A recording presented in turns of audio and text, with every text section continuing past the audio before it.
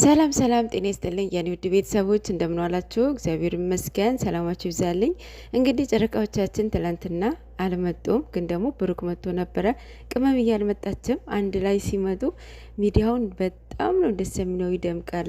ለእኔ ብቻ ነው ወይስ ለሁላችሁም ነው? ማርያምን እነሱ ሲመጡ በስማም በጣም ነው ደስ የሚለው። ሚዲያውንም በአንድ እግር ይቆማል ማለት ነው። እነሱ ሁለቱ ሲቀሩ በተለይ በስማም ዘጭ ረጭ ነው የሚለው ማለት ነው። ሶ ቅመምዬ ዛሬ እንደሚመጡ አይብሶ ተስፋ አደርጋለሁ። ደግሞ ይመጣሉ። ትላንት ብሩክ ከቦስ ጋር መተው ነበረ ፍጹም ቤት። ፍጹም ፕራንክ ነው ብሎ እያስጨነቃቸው ነበረ። እኔ ግን ጥያቄ አለኝ ማለት አሁን እሱ ፕራንክ ነው ብሎ መግቢያ ላይ ተናግሯል አይደለ?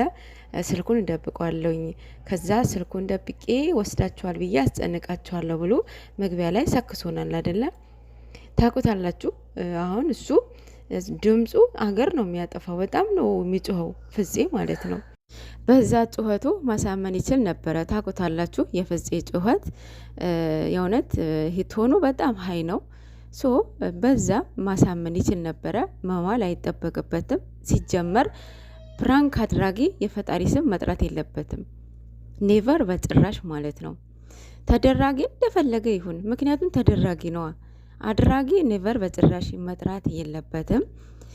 በኋላ ዋጋ የሚያስከፍላችሁ ነገር አሁን እንደዛ ባታደርጉ ጥሩ ነው። ፍፄ ወንድማችን እኔ ፕራንክ አደረካቸው ብዬ አላስብም ማለት ነው። ማርያምን በጣም እየገረመኝ ነበር እያየው ተነበረው።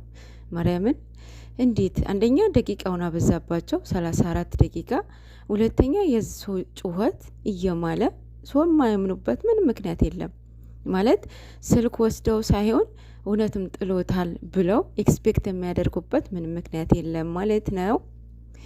ሶ እስኪ እኔም ጥያቄ ስለሆነብኝ ነው፣ እናንተም በኮሜንት ንገሩኝ ማለት ነው። እንደዛ ይቻላል ወይ ንገሩኝ ማለት ነው።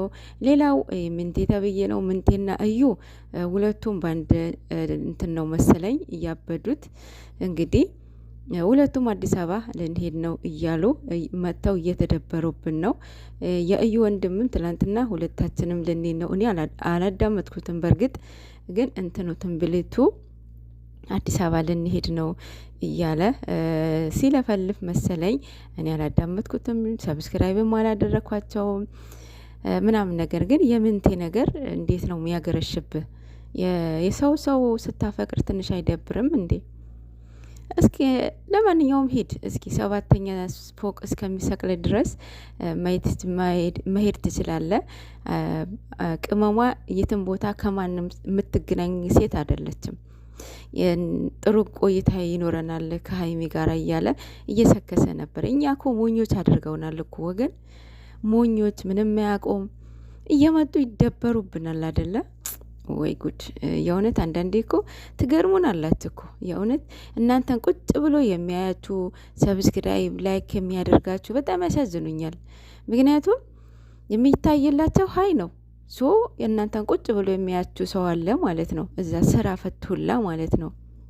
ቴምፕሌቱ አይቼ ነው የተቆራረጠ ቪዲዮ አይቼ ነው የምንቴው አዳምጬው ሳይሆን የተቆራረጠ አይቼ አዲስ አበባ ልሄድ ነው፣ ቤትም አግኝቻለሁ፣ ጥሩ ቆይታ ይኖረኛል ምናምን እያለ ሲሰክሳችሁ ነበረ። ላይቭ ላይም በቀደም እያበረታታችሁት ነበረ። በኢትዮፕና ጭራሽ ማለት ነው እንዴ! ቅመሟ እኮ ዝም ብላ እናንተ እንዳሰባችሁት አይነት ሰው አይደለችም። ኧረ በስመ አብ! አንዳንዴ እኔ ማነኝ ብላችሁ ራሳችሁን ማሰብ መቻል አለባችሁ። እዩም ተብዬዋ ያው እልህ ነው የገባችሁ፣ እሷም ፉክክር ነው የገባችሁ። የምንም ልጅ የለም። እሱ በኮንፊደንስ እንደዚህ እየሆነ እሱ አርር ድብን አድርጓታል። እንግዲህ አሁን ምን ይሆናል?